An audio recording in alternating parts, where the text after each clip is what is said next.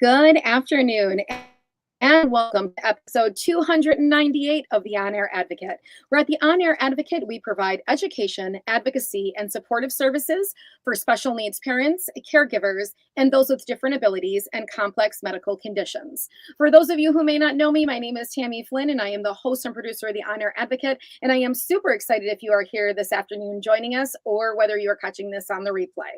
Now, as always, if you think any of the content that we are talking about today could be relevant for anyone in your network or your circle, please hit the share button and share the love with others. Well, if you guys have been following, you know that we are deep into our transition series. And with that, I am excited to welcome to the show James Collins. He is the Associate Professor of Special Education and the Director of the UWW Life Program. Welcome, James. Thank you. Thrilled to be here and good to see you again, Tammy. Yes, and you guys were here in our infancy and in your infancy, Correct. in early 2018, and you Yep. guys hadn't even launched. Your program was there, but your first class hadn't even started. And so I'm That's right. so excited to hear all about the program, all the things that have advanced since that point. But before we dive into that, I would love for you to share with everybody a little bit about your background.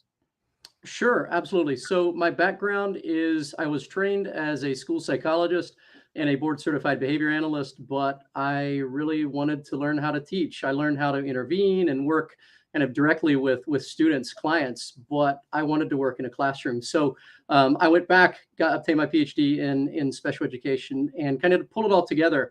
UW-Whitewater has just been an incredible place for me because I'm able to I found an outlet for all of those areas, both with UWW Life in the research that I do and the classes that I teach. So yeah, it's a bit of a hodgepodge, but it all fits together here. Wonderful. And I know that you are going to take us through all of it for the UWW Life Program, from what it is, what it's about, who it's for, and all of the new things that have come over the Absolutely. last couple of years.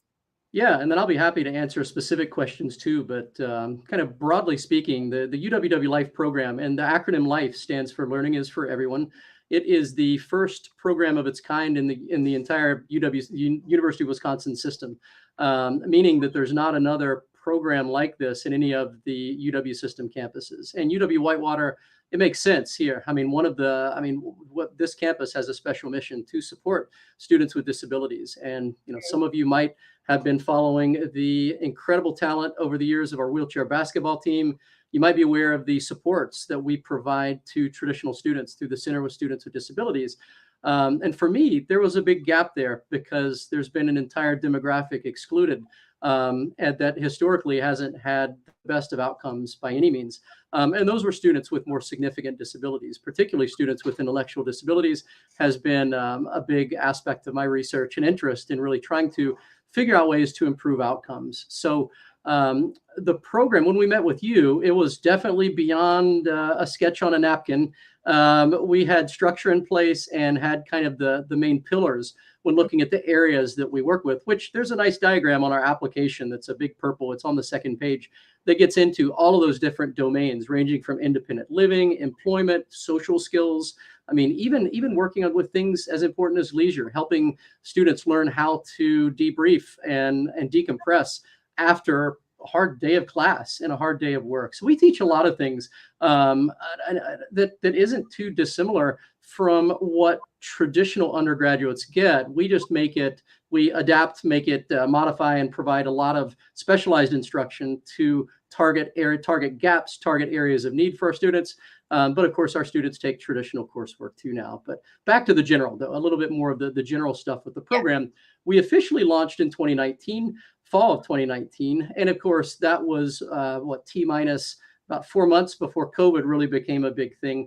So it wasn't ideal. We had a hugely successful launch, and a group, just an incredible cohort of 8 students is what we launched with the goal of keeping it small, which was very good at the time. I think in hindsight, we definitely want to grow at a pace that we're not in doubt that we're able to accommodate and really provide the best service for our students. So we're definitely keeping it small, but we've grown a lot since then. But we started in 2019. And let's see, trying to think where we went from there. Then in October of 2019, after a kind of a long and rigorous application process, we were approved by the Department of Education as being a comprehensive transition program, which opened the doors to some financial aid, such as Pell Grants, which has been particularly useful for some of our students. And we have other ways to offset tuition as well, but that's one of the biggies that we use. And so that was a major accomplishment since we talked. We, of course, brought in our first cohort of students, got that designation. And then even from there, that we actually had an opportunity to, we were featured at the Board of Regents for the UW system in November of 2019, which was really exciting for me, because this is, I don't know, special education is an area that doesn't get enough attention, I feel like, in both education and higher education, and it should. I mean, there's plenty of students across courses, across whether traditional coursework in gen ed classrooms everywhere, where there are students who have specialized needs, who might benefit from different types of instruction. So I just thought it was an incredible opportunity to highlight the field as much as it was for the program itself. But no, I'm super proud of where we've gone. We've graduated our first group of students.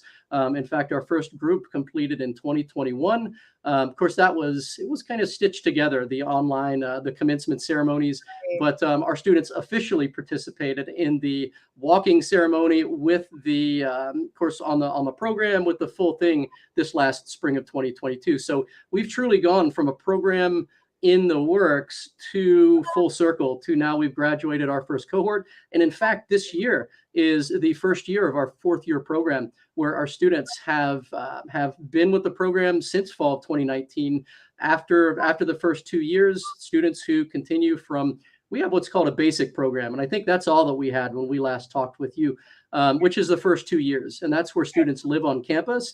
They, I mean, have an absolute complete college experience, ranging from living in the dorms to attending traditional coursework to painting the roads purple around this place. And once the new group of students arrives here soon, to joining, I mean, there's one student in the program who's part of at least a dozen orgs and is just, or student organizations, and is really involved across campus. But our students are getting involved in everything.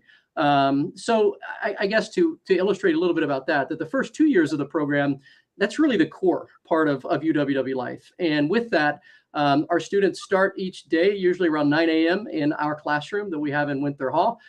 We provide specialized instruction with a special educator who is our amazing program coordinator, Sarah Athorpe, who I would love to be on the show next time for everybody to meet her. That she's a former undergraduate student of UW-Whitewater and a former graduate student, got her master's here, and had been with the program since she was an undergrad. In fact, she was one of the students who I asked to really to talk about the comfortable environment that we have at UWW, the different things that students can get involved with.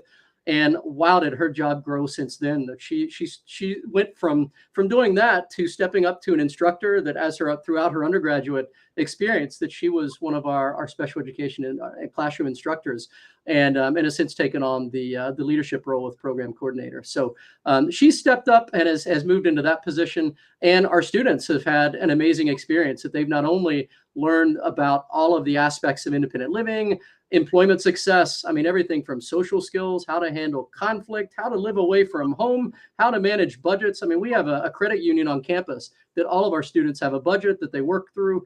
And it's incredible. We have a very natural environment here that, frankly, is a safe place to make mistakes. I don't know about you, Tammy, but I made mistakes whenever I was early college age. And this campus is, I don't know, as much as I came from a top research, an R1 type campus, but it was kind of scary. You think how big that those places are and all the stuff that goes on. Like UW-Madison, you think that I love it, but it's in the heart of downtown and it's very busy. It feels a little bit more intimidating to me than UW-Whitewater, that it just feels like home. And we've just had, it's a good place to learn and grow. And in the next steps beyond year 2, where students graduate from the basic program, they move on to what we call the advanced program, which is where students actually move off campus. And we retract a lot of supports gradually. It's the intention is for it to be like a staircase rather than a ski slope. We want to make sure that we're supporting students throughout the way. So one of the features of our basic program, like I say, our students live in Tut Hall, an on-campus residential, and Tut is a major hub of undergraduate activity. It's a huge, and it was cherry picked just for this reason. There's a nice community area in the basement. They have all kinds of cool things going on. So it's just a nice place. But we have independent living assistants who live in Tut with our students who are undergraduate majors, who we train to provide supports. And that could range from everything from grocery shopping, meal prep, coming up with cool ideas, things that everybody might want to do on the weekends, serving as a mentor, kind of like a big brother, big sister, to really provide guidance, kind of like an RA. If anybody's familiar with a resident assistant, that plus some. And so that kind of drops away a little bit as students move off campus. We've had a couple years of working with them. Then we began transitioning them to what we call coaches, which are job coaches, classroom coaches. And these are also largely undergraduate students, special education majors. But we have folks in a couple of other areas too, related areas, to provide off-campus supports to our students while we still provide on-campus instruction. Our students still take traditional coursework. In fact, we've officially branched into the physics department this year, and two of our students are taking an astronomy course, which I want to take this class, Tammy. Why can't I take this?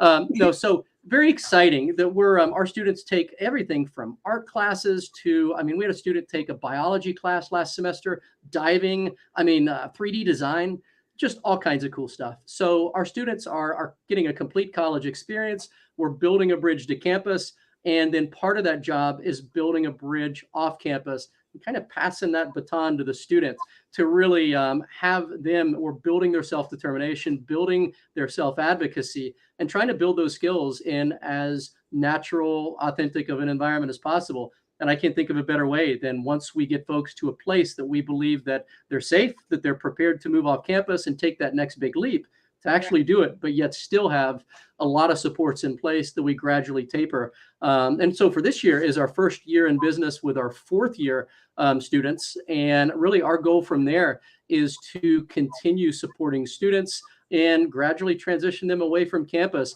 and load that, kind of offset those supports with more on the job supports, help getting a job, making sure that it's aligned with a student's interests, making sure that we're updating all of the person-centered planning, all of the things that accommodation supports that a student might need, wanting to make sure that we're preparing them for that and also providing direct supports on the job site with it. And with that, I'm sure that you're familiar with some of the supports provided through IRIS here in Wisconsin. Other people who might be viewing may not be aware of that, but just supports for students for adults. I say students, I'm so used to talking about students, for adults with disabilities.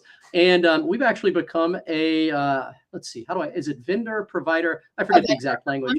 Yeah. And so what we're doing is we actually bill for those. We get pre-approvals, we bill for those supports, and 100% of those funds go right back to offset tuition. And in fact, for some of our students, it's reduced program fees, which, by the way, we don't have any additional fees for students who are out of state. It's the same, but it's for students who are in state at least and are able to access those IRIS resources.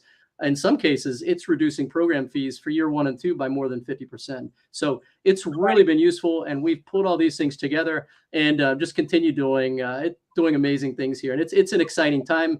So I need to probably come up for air here and give you a sec to ask or follow up. Sorry, I get excited when I talk about our students and program. Well, because it's a wonderful program. So that's good that you get excited about it. So I'm going to kind of backtrack a little bit to those first 2 years. Yeah. What does a normal day for a student look like in those beginning, when you're saying that that's kind of the core of their learning? What type of things are they doing? Sure. Good question. So our students, there's a lot of community building, which is what we've been doing this and last week with our staff, which, by the way, we've got the largest staff at this point than we have so far, and the largest number of students. We started with 8. We now have 16 students. Oh, wow. We started with 6, 7 staff. We now have 17.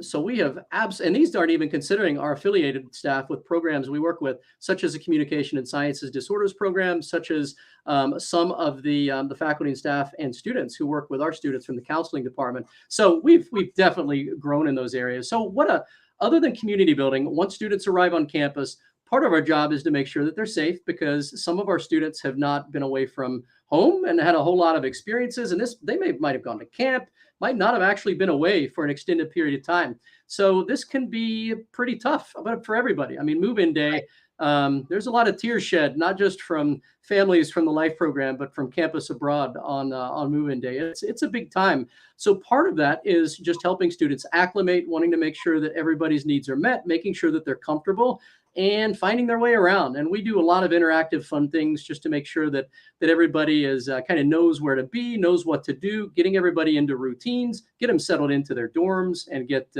everybody at least comfortable there. But once classes begin, they begin on Tuesday of next week. After Labor Day, of course, we start, and students will be meeting at 9 a.m. in our classroom in Winter Hall. And from there, it's we continue the community building, make sure that everybody gets to know one another. And a lot of, at the beginning of semester activities, we do some hunts around campus and send folks out with some of our staff to find key points that might be important, such as the library, the bookstore, the university center, things like that. Make sure that they know where the dorm is, where the Williams Center, which is our fitness center on campus. And then from there, we gradually begin building in more and more substantive content, where in kind of the specialized side of things, a typical day could look like us might be talking about needs versus wants. I mean, we have all kinds of things we talk about, but just off the top of my head, we might be talking about, ways that now for a brand new student, what are some of your career interests? What are some of those things that you really want to do? And how can we align those interests with opportunities that we have both on campus and in the community? And really from there, we start, our students will research disability and learn a little bit about what their disability is and why it's nothing to be ashamed of, and how it's perfectly fine to talk about these things and understand what we need. Like right now, I've got contact lenses and I can't see without those. And my handwriting is atrocious. If I didn't have a keyboard as an accommodation to type, you probably wouldn't be able to read 3/4 of what I produce. So I try to relate to students and be like, everybody's got needs. Every single person, we all have needs, in some greater, some less, in our own areas, and just getting everybody comfortable with that. And then from there, we work on not only social skills, we work on not only foundational reading type things, but specific needs of our students. And functional academics are big. Budgeting, we begin working on pretty quickly, and making sure that students are, or at least we try to make sure that everybody is spending that weekly budget. Our students have a $25 budget, which honestly we may need to adjust for inflation because things are kind of painful right now. We have had historically a $25 budget that's non-essential. I mean, so let's say, for instance, if a student does like I did as a fresh student on campus, brand new undergrad, doing these things and spending all my money on Monday, and then not having a whole lot left for the movies or bowling on Friday. These things happen. It happened to me too. And having a budget is a really cool way that we expose students to those things in a safe way. Nobody's going to go hungry. All of our students have meal plans and have money for snacks and purple points, all those things across campus that they can use in vending machines. But we start off by keeping it very real. And we use a lot of things in the natural environment we leverage as best as we can. And we even, from there, we prepare students for their traditional coursework too. Our students typically take one class. So we're making sure that some students take more than that, but they typically take one class per semester or per 8 weeks, depending on what a student would like to take. And often, usually for new students, it's something that's comfortable, something that's not too intimidating. I don't know, like bowling, maybe badminton, maybe exercise, walking, things involving fitness. And that's a part of our program too, that not only are we teaching students about employment skills, about social skills, about hygiene. I mean, if it's anything related to living independently or anything related to employment, that we do that. Safety, we introduce our students to the police department, or at least some officer there, or a lieutenant in some cases, who we've had come to the classroom and really just learn about what to do in case of an emergency. We go through all the trainings that new students go through. We provide those. We even adapt those in our classroom. Some of the Title IX trainings that we do across campus for all students. Our students are no different, and we adapt those materials and make sure that everybody understands, what consent means and all of these big topics that are super important to be clear with. So you name it, we're going over those. And at the beginning, we try to keep it comfortable, but it quickly picks up pace, and our students are very busy. And their blood is purple for UW. For those who don't know, UW Whitewater colors are purple. And because they're on campus probably more than your traditional undergraduate in some cases. I mean, our folks are here 7 days a week, 9 a.m. to the classroom, 3:30, 4 p.m. And 3 days a week, our students exercise, and we have people provide supports for those. We do meal planning in the apartments. Our students are expected to make their own meals, and we gradually increase those expectations as the closer that somebody is to graduating. So we try to tailor it and be as common sense and logical about developing not only the kind of the framing that our students follow through, but making sure that we're personalizing it to meet their needs as well. And that's one of the reasons why we're staying relatively small. We won't get too much bigger than this. Our classroom, I definitely want to make sure that our instructors and administration, we have time to really give our students the individualized attention that we need. That unfortunately, that not what I've seen happen. I don't know, some aspects of classrooms, public education, elsewhere, I've seen the load keep piling up till the plate is absolutely spilling over. And that's not an effective way. That we want to make sure that our instructors have time to effectively plan, that we're providing directly relevant, meaningful professional development. For instance, our program coordinator is traveling up to New York in a couple of months to attend the State of the Art conference on post-secondary, transition post-secondary education in higher ed. So we're trying to check all those boxes and do our very best to support our students. And part of that just begins making sure that our staff have space to plan, prepare, and take good care of their instructional needs as well. Now, can students stop at that obviously they can go on for the 4 years, but Yeah. What happens at the end of those 2 years? Is it more that they're working with kind of their counselor to see, like, is it a good fit for them to move on to the next 2 years? Or how does that work at that end of that year mark? Great question. Yeah. So as students are approaching and really the goal of the 2-year experience is if you think of the high quality stuff that goes on in a high school transition type of a program, we're trying to extend that and adapt it to a higher education environment, but we're also raising the bar at numerous spots. And I think that that's been one of the most eye-opening things for people across campus, is just recognizing that just because somebody has a significant disability doesn't mean that they can't achieve outstanding things and be recognized in a variety of areas. And our students have been at numerous points throughout their time on campus. So it's really just raising that bar and preparing students for what their next stop is. So for students at the 2-year point, we're really wanting to get students thinking about their careers, wanting to think about exploring and areas that might be of interest. So the goal isn't to get somebody settled down, paid employment at that point. The goal is to explore. And we've got a lot of opportunities here, ranging from office type work. We've even had one student do an internship with the police department. It was just really cool. We've got all kinds of things here. Even though Whitewater is small, we try to make do. I mean, granted, if we were in Madison, we would have this isn't a booming metropolis. There's cornfields around here, but we do have opportunities, both external and internal, that are within walking distance, which is particularly important, I feel like, with maintaining that a kind of a tight radius of employment, that if students are going to settle down, which I believe we're going to have some students here established in the community after year 4, once they get done with the program, having some of those employment connections accessible is really important to me. So from there, we just prepare students to get ready to go out. And then in their final semester, we have a team meeting. We have a meeting with parents, and we collaboratively talk, all staff. This is one of those meetings where nobody's absent. We get opinions from everybody as to what they think. And ultimately, one of the main criteria for students to go off campus is, are they going to be safe? And have they demonstrated that they have those prerequisite skills in place that we've been building in the previous 2 years of their program? So that's really a point. And then it's not everybody it comes back. For some students, the 2-year point is kind of that's the end of the time. But for students who do come back, that is then from there, we just continue building and generalizing those skills and helping just increase students to the maximum that we possibly can. And my hunch at this point, judging by the crew who we have moving into the 4th year program this next year, we have 4 students who will be doing that. I am confident that our students are going to go off and either after they complete this program, either live independently or with a roommate, or if they choose not to and to go on and do other things, I'm confident that they could.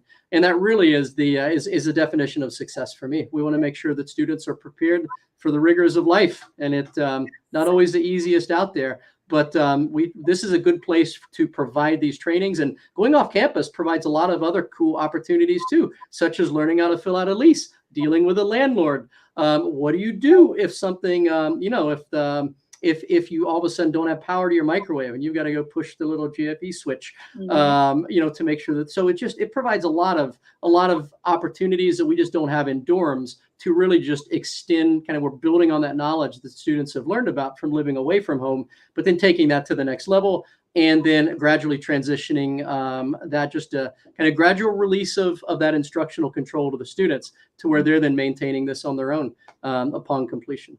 Yes, and I'm certain that if there are any parents of young adults with special needs that are listening, or the young adults themselves that are listening, they may want to know about that application process. I know sometimes it's not just as simple as you fill out a form online and that's all you have to do. So I know that there's a few steps usually to it. Can you just walk me just quickly through what the steps are? Absolutely. Yeah. We have if you just Google UWW Life, it'll be the first thing that pops up. And we have an application there. And in fact, we have a page that we need to update for this semester for Meet Our Staff. You can at least learn a little bit about who we are. And there's even a page there that's, pun intended, a day in the life. Yeah, I know. Sorry. But a day in the life of what a typical schedule looks like, what students go through. And then the application itself is rather lengthy. I apologize for that, but there's a lot of things ranging from letters of recommendations to providing documentation that it really is one of the core requirements. So we look for our prospective students is that they have an underlying presence of an intellectual disability. Now they might have something else. We have students who both have ID, an intellectual disability, ASD, and a wide range of in between. But primarily, we want to make sure that a student has functional needs that's going to align with the things that we work on here. We're not for profit. We really want to make sure that we're targeting students who are really going to benefit from the work that we do here, the services we provide. So presence of intellectual disability is first and foremost. Doesn't have to be professionally documented by a psychologist or anything like that. Yet it can be. And there are 3 criteria on the application itself, really ranging from if a student has been on their IEP, on their individualized education program, if it indicates that the student has an intellectual disability, that'll do it. That kind of checks that box. Or if a student has a diagnosis from a psychiatrist or psychologist, medical professional, that would do it too. But then also, if a student has kind of that trilogy that we look for among students in diagnosing individuals with intellectual disabilities, meaning that significant deficits in cognition, in academic achievement, and also in adaptive behavior skills, that we also can, on a case-by-case basis, just even if you don't have formal documentation, but you do have at least some assessment data that would lend itself to demonstrating or proving rather that there's ID there, then that also would work. But all of that's on this rather lengthy application process, and families can go there. And even we have kind of characteristics of successful applicants on there, because I want to share the rubric with everybody, what we're looking for.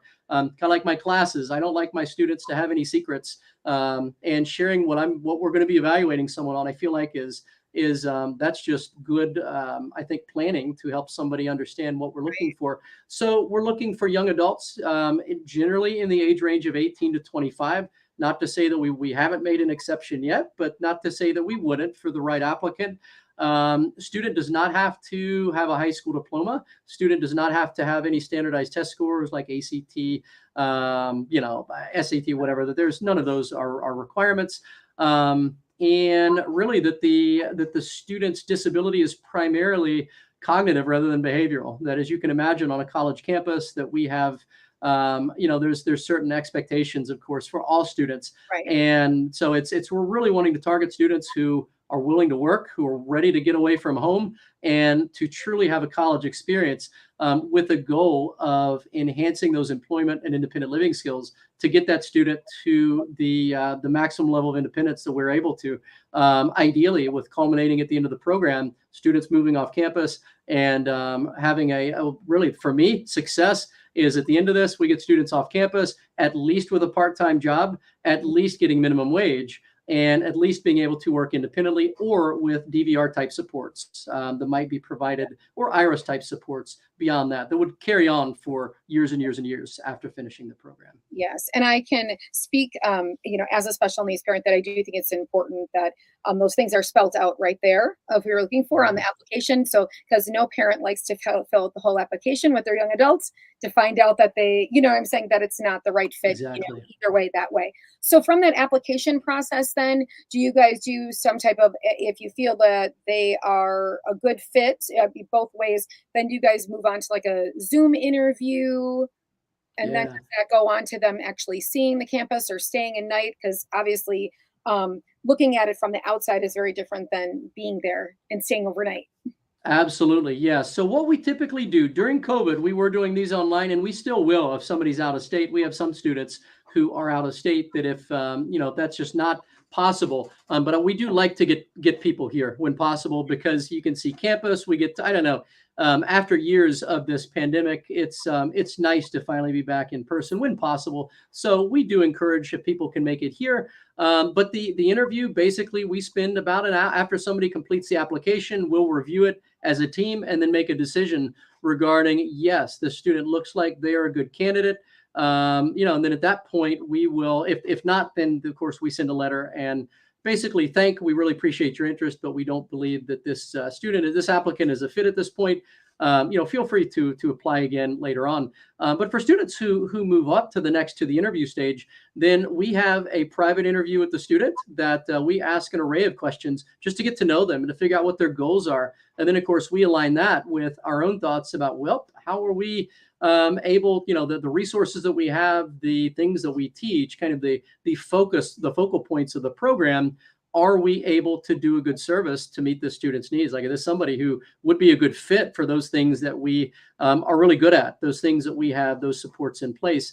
So from there, we collaboratively meet with the student and the parents after that, and want to make sure that everybody's ready, and wanting to make sure that the student, during this, the focus is on the student. We're talking with the student.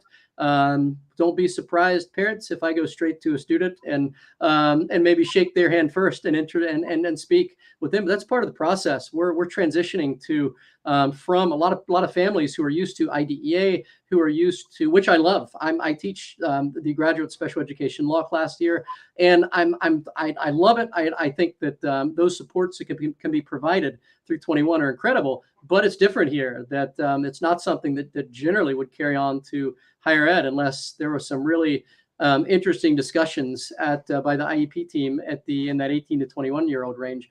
So Right. it's different, and really making sure that families are comfortable with the way that we operate here, the supports that we provide, making sure that that we answer every question that they have. And I guess ultimately, one of the last questions that I ask is, are you ready to let your student go? Because this is a big step.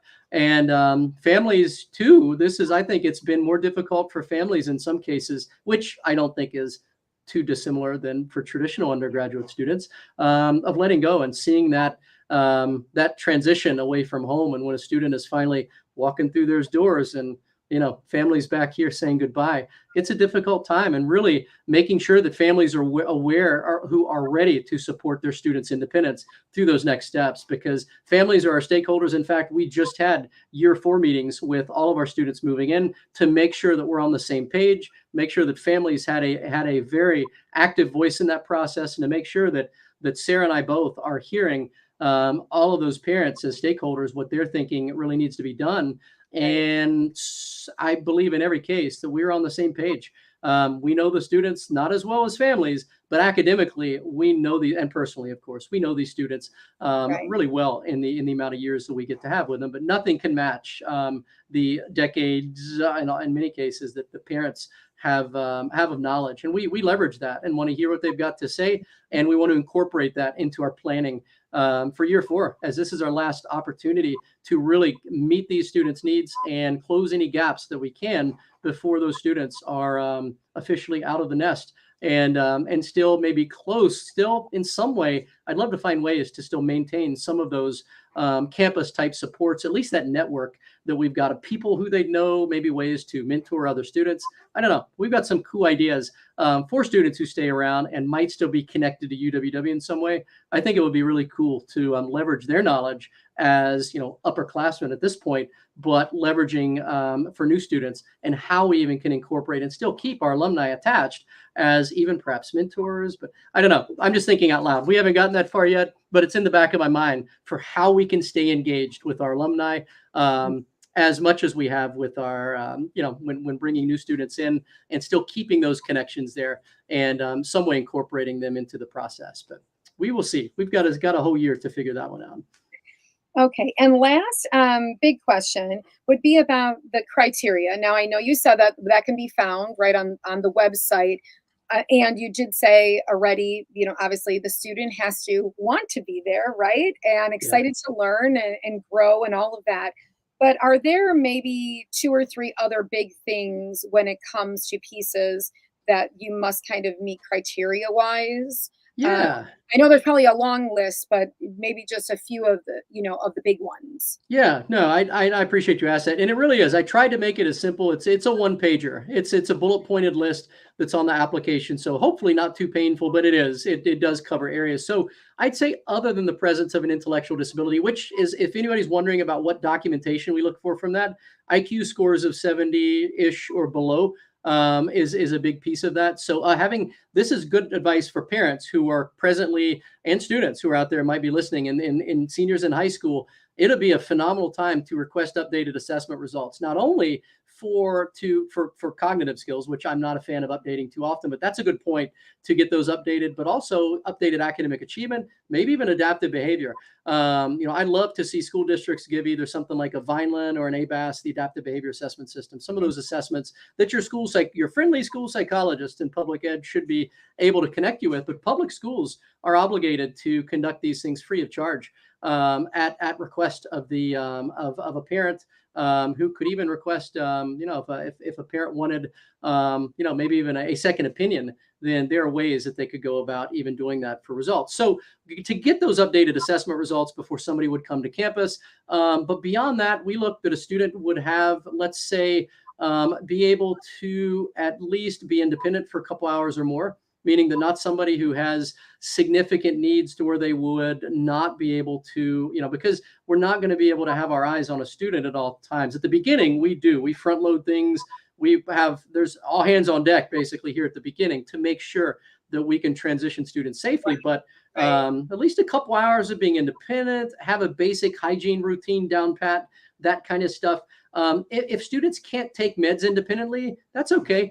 We provide accommodations for that, and some of our students have kind of like automated pill dispensers that will sound an alarm, flash some lights, and we also document those and make sure that we can give reminders, things of that nature. But like everything else, we do release control to the students once we see that they're able to manage these things more independently. The goal is to get them there. So we do these, but with the goal of transitioning that to the student when they're ready. And they may not be ready for the first few months, but we provide those supports as needed because honestly, you and me both probably rely on prompts. Like I showed up here today because of the prompt on my phone. Oop, I got to leave this meeting, come over here to meet with Tammy and her audience. But so we try to incorporate natural supports. Most students have smartphones nowadays, trying to leverage that and help build those calendars up to provide reminders, prompting, leveraging assistive technology wherever we can, both in the classroom and beyond. So yeah, I think those are a couple other areas for families to look at. If a student had any really significant medical needs, that's not a deal breaker, but we don't have supports on campus to, let's say, for instance, that a family was willing to provide a personal care attendant or something for a student who did have significant needs.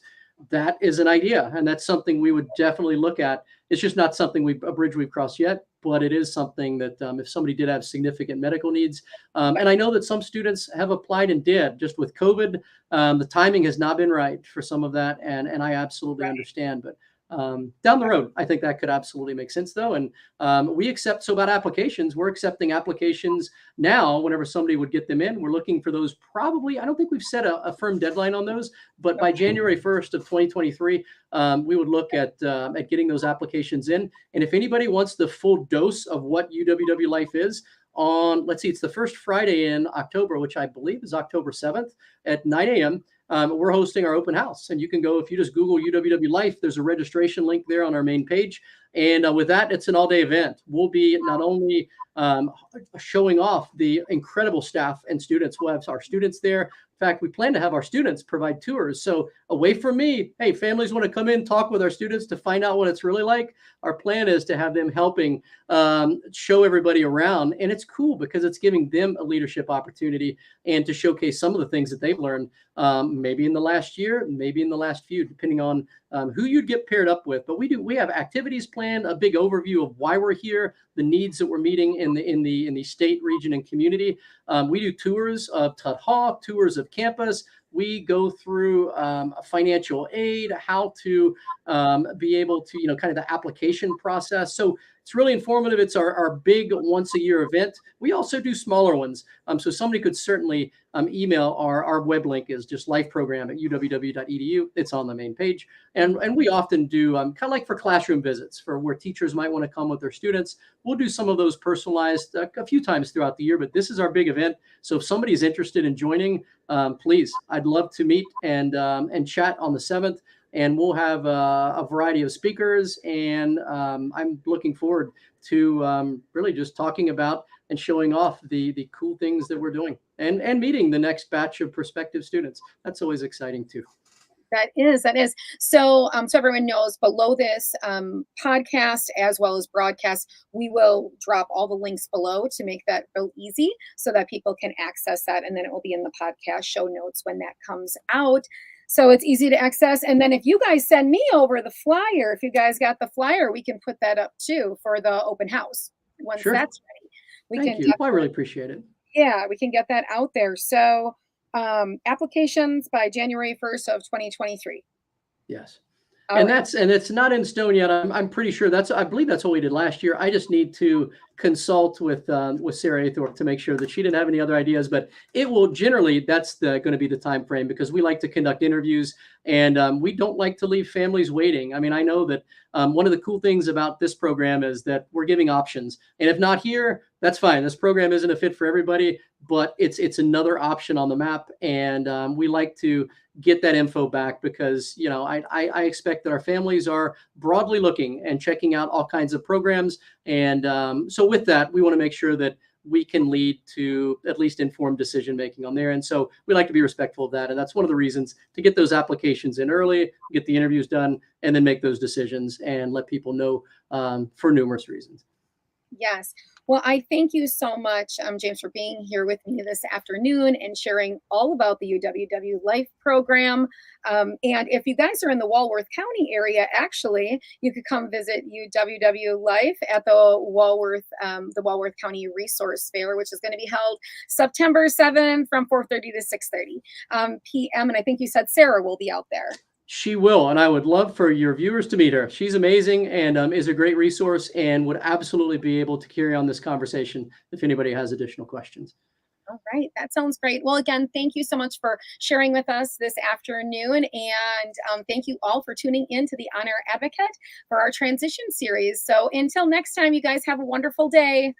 Bye-bye, everyone.